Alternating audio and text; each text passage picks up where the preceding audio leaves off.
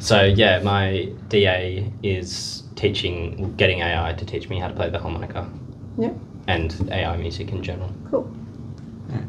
My name is Alex, and I'm building a website about my photography. Yeah. My name is Joel, and I'm doing a TikTok account where I open Pokemon cards, but all the background music is self-recorded. Cool. Yeah, my name is Alina, and my DA is exploring like creative chaos. So it is basically if you're an artist and you have a passion for multiple mediums, what happens if you just throw yourself at every single one of them? That sounds cool. My name is Zara. My DA is concerned about like space. For example, grocery stores and like train stations considered as like a non-space. I was like really interested in the non-space discussion of those topics, and I was doing a fictional grocery store. Cool. My name is Eric, which is my English name, and I'm launching a YouTube channel which documenting my study abroad life. Hi, I'm Liana, and similar to Aris, I'm documenting my experiences in Australia as my DA. Cool. So a lot of you are doing like videos, and then we've got some people doing like skills and building websites. We've got a good like variety of like different types of projects. Yeah, forgot to mention mine was also a website. Oh really? So you both have. What do you guys use for building? WordPress. Yeah? Yes. I use Weebly. Yeah, how do you find those? Yeah, I find it pretty good.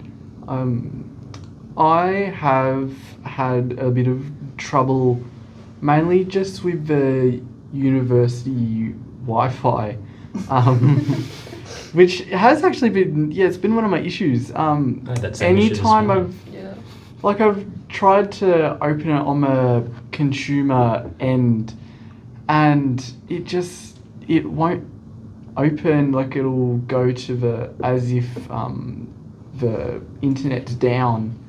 So is that just in here building 29, or is it all across campus? I think it's just on campus. So I got that issue with this building in particular. Yeah, so what I've ended up doing is I've just had to leave all the editorial stuff to when I'm at home, and I'll just do all my planning on campus. So, but without the like Wi-Fi, how do you find like the website building through Weebly? Like, because I've tried a few different website builders just like because I've been curious about it, but sometimes they can be like too restricting, or like it's just too hard to get your like head around it. Yeah, I was curious about that too because I found WordPress a bit of a learning curve. I find it really good. It's mostly drag and drop, so it's pretty easy to use, but it also looks really good. And incorporating my photos and stuff into it.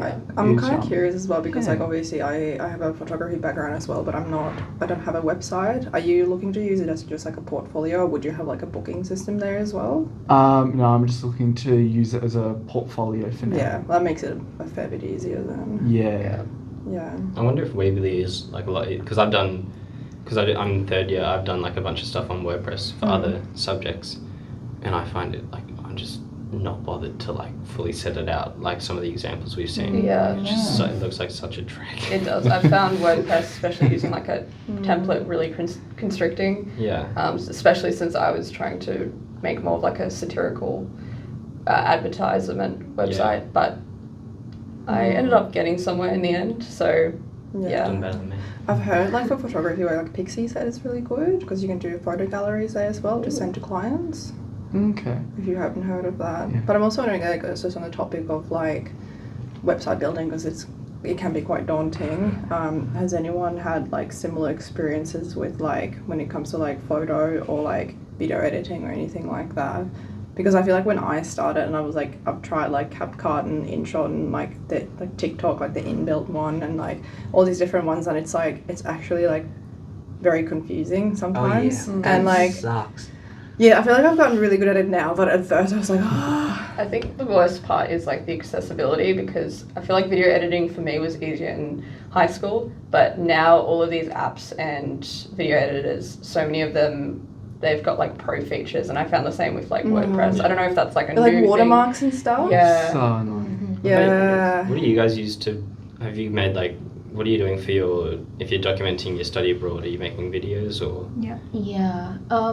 Well, currently I'm like using CapCut, but like there is like a difference between like desktop CapCut and Mobile phone, yeah. CapCut. Mobile CapCut, I feel like it's like more flexible rather than desktop, because like then you need to like have the pro pay to get like certain features of it. So yeah, I mostly edit on my iPad, but at the same time it's like really tough in some ways. Yeah. Learning curve. Yeah. What do you use for your video? For me, I'm using CapCut Pro because I mainly edit everything on my MacBook. So I pay for CapCut Pro and it goes really well. Yeah. Is it like a monthly thing or is it like a one-off thing? I just buy it monthly. Right. I'll subscribe to it. Yeah, because not every month I will. Yeah. I honestly like I switch around with like I'm honestly like a pretty big fan of the TikTok video editor. It's pretty good, and you can actually download your videos without a watermark if you post a video. Yeah. So if there's something that you don't want to keep on TikTok, you could literally just post it and delete it right after. Yeah. I think I've seen that like I've seen a TikTok on TikTok, and then I've seen the exact same video on Instagram, like same editing from the same person. That's what I do for a lot of my videos. I tried the Instagram video editor and it drove me insane. Oh my god, it was so bad. Like honestly, like I did like so many things. Like I had the little like pop up like photos and things like that, and I'd like move them around, and then I'd like go do the caption, and then I'd preview it, and I went, oh, I've like made a little mistake. I go back to it. And then it's all messed up again, and it was, I would not recommend Instagram video editor. It's actually dreadful. Yeah. I use, like I said, I mainly just use like TikTok, or InShot is decent. I wouldn't say, InShot doesn't have as many features as like CapCut does, and it's got a lot of like, it's got pay features, but it's got the option to like watch an ad or something, and then you get the pro feature, which I feel like is okay. But I don't think CapCut does that. It just forces you to pay for it. Yeah. Is it moving towards more of like the ideation of the project? I'm curious, did anyone's project now or ideas now become like drastically different to what you were thinking when you started? Or did anyone like start their project and was like, do I really want to do this, or switch to something else? Yeah, mine changed like a little bit in the sense that at the start it was just going to be me learning to play the harmonica. But I kind of, like I asked AI, like ChatGPT, like, how can you do this? And it told me about like some websites that make music from AI, just like completely. So I wanted to play with them a bit to like change it. But that was after the first assessment. So I guess it has changed a bit. Yeah. Not drastically though, I'm still trying to play the harmonica badly. Yeah, I always find it interesting, like the process of like, you might have a specific like end goal, but throughout the way you always end up just discovering like new things. And like this is what one thing that I'm a really big fan of is like, you gotta do it, and if you don't do it, like how else will you find out like or discover new things?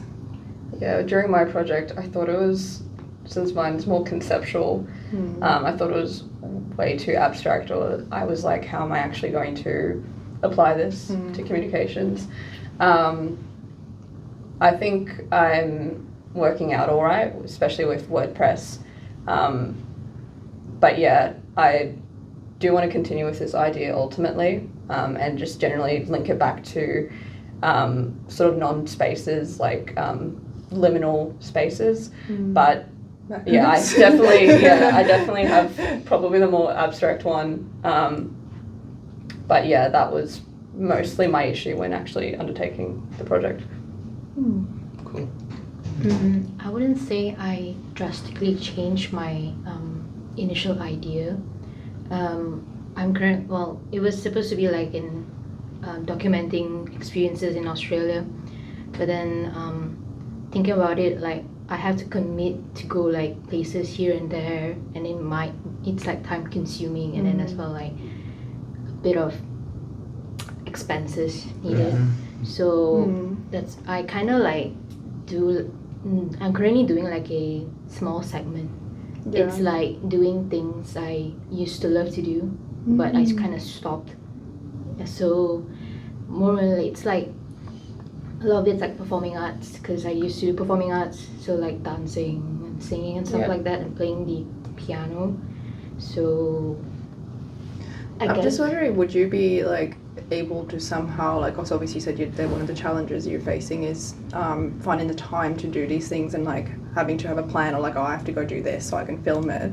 Would you be able to somehow like incorporate like your everyday into like your experience in Australia? Like, what is it like being like a student here? And like, you know, like I've seen a few of those where it's like, oh, you wake up and you like catch the bus or something, and then you could do like a voiceover and be like, you know, I eat breakfast and then I go to uni and this is my class and we've learned this today, and like almost like it doesn't always, because I feel like social media, there's always this like pressure that you should always be doing something like incredible or something interesting or whatever, but sometimes like just seeing like the real stuff, it can be like interesting and like attractive to certain like audience as well.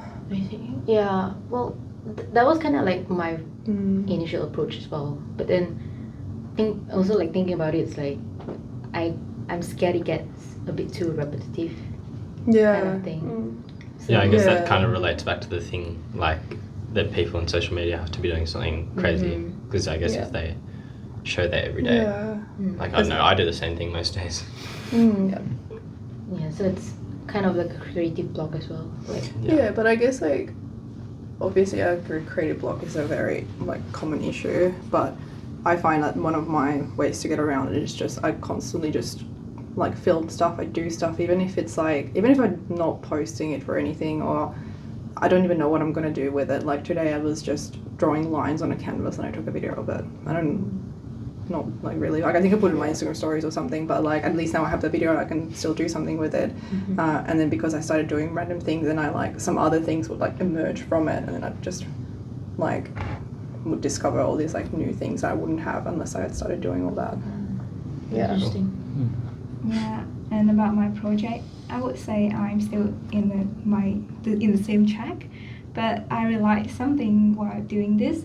Like, actually at first I thought that I will build this YouTube channel, like documenting my uni life, like vlog a day in my life as a uni student, like studying and walking around campus. But the thing is, when I hold up the camera, you know, walking around, talking alone, and in the uni campus, it's like a feeling of really narrow place. Do you feel anxious? Not really, because sometimes there are a lot of people around and you just hold the camera and say hi or something. So my second videos is mostly outside from uni life. One is my flight from Vietnam to Australia, and the second one is my trip to Sydney with my friends. So it is good, but I think I will want to be more brave to vlogging inside the school. Does anyone else feel like they've had that similar experience? I can relate to that because I'm a really introvert person. So yes. What about like you? Or wait, you're not filming, so you probably wouldn't like. But you're filming. But you're mainly filming. I'm just filming in the house. But I was gonna say like with the money thing from before, that's pretty huge because Pokemon cards are expensive now. They used to be $6 a pack, but I went to EB Games today and they're $9 because I picked up a pre-order. I know, $9 for 10 cards. It's kind of crazy, and it's literally gambling. So, do you sell them or anything, or do you? No, so like I just like the artwork. There's no such thing as making money like opening the packs. I always say like, oh, I don't gamble and I hate gambling, but if I see a claw machine, I'm all over that. I'm just like, yes, take all my money. I want that Kuromi plushie. At my work we have like an arcade, but out the back I have a massive container full of the tokens. So I just go in and like feed them in and get like I don't know, what do you get, like teddies, chocolates? That's so funny. Stash. I was just going to say that I definitely did get that feeling. Initially, what I was thinking is having a sort of fashion show at like Coles, but in a way where it's like I dress really, or like me and my friend dress really like avant-garde and just go to a Coles aisle or something like that. But then I actually thought about it, and I wasn't anxious, but it's just kind of like the project does really get you to, it almost feels very like expository, like feel very exposed. Yeah. I didn't end up doing that, but to actually like progress with my project, I definitely think it needs to step out of the conceptual space a bit. So maybe I need to, you guys said, like be brave a bit. So at the risk of me just talking too much, but just because I feel like I'm very familiar with this topic of like that anxiety of like putting yourself out there and doing these like things, and like it's always so easy to just make these plans in your head, but when it comes to actually doing them, it's very, very difficult. And so I started my page in like, I started taking it seriously in like, I think like November last year, and I have like 60 followers or something, and I think I'm up to like 500 now, like just like organic growth. And the first months that I would film or take any photos, my hand would literally shake because I was so embarrassed to do it in public that like there's a lot of videos I never posted because the videos like this, me doing, and then there'd be videos I try to like talk and my mouth was just going, because I was just so embarrassed. But then I don't know if you guys have ever heard of the concept like rejection therapy. So basically it is like, just imagine like what is the worst thing that can happen if you do that? So if you walk up to a stranger and ask them to buy you a cup of coffee, like what's the worst thing that can happen? Like what do you think it is? I don't know, I guess they say no. And at the end of the day, like how bad is that? They just say no. And so I started treating it like that. It's like, what's the worst thing that can happen if someone sees me film in public? They're just gonna think I'm maybe a little bit cringe. And it's like, and they're gonna get on with it. And then, like I've literally had someone walk past me and laugh at me, and then I just felt nothing, and I was just like, I don't care. And since then, because I started doing it so much, people like noticed me a lot more, like not like just normal people, but like sort of like event organizers, magazines, like venues and stuff. They're like, we love your work, we want to work with you. And so I've had so many really cool experiences because of that. Like I went to a metal festival and I crawled through mud all day filming people for this magazine, and I was like, because I had been doing it for so long, I had the courage to just walk up to people and be like, hey, can I film you for 2 seconds for a magazine? And they'd be like, hell yeah. And it's one of my best videos that I've ever made. It has like so many views and everything, and I got like 100 followers from just doing that. So I guess like my point is just rejection therapy. It's gonna be awful and your hands are gonna shake, but if you keep doing it, you actually just become so comfortable and familiar with it, and it'll open up a lot of opportunities.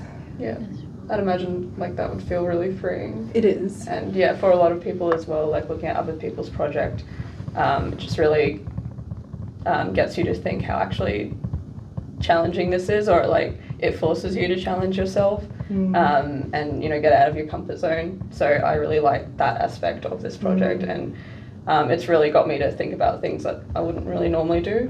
So it's really nice as well to hear other people's experiences about that. Definitely. Yeah, everyone's DAs all seem so interesting, and like they're also quite like niche. Everyone's like interested in something that someone's interested in. Oh, that's actually something I'm very curious about. Like, what are your guys' like thoughts on niche? Kind of yay or nay? I like it how everyone's got like their own little special interests. I found it really cool because like going on the Discord, it's like, wow, I wouldn't really normally think about this thing in that way, like, but in a good way. Like that's really cool. It's cool to see how other people... for just 2 seconds, because I feel like we only have like a minute left, and I feel like you guys haven't had much to say. Would you guys like to add anything to the conversation before the 20 minutes is up?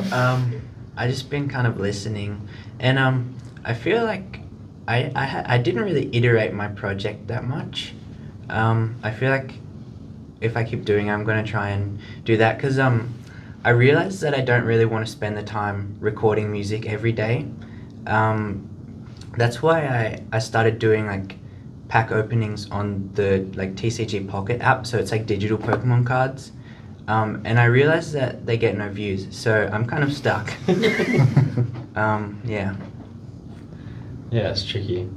Like I guess because if they're not real, are people not like paying as much attention? I'd say look into content creators that do similar things and see what works out for them, what's popular, and then try to not copy it but like learn something from it. And you could use that to your advantage too. Like no one's ever done something like that, you can really find the possibilities to like make it really your own project. Yeah, that was the idea initially.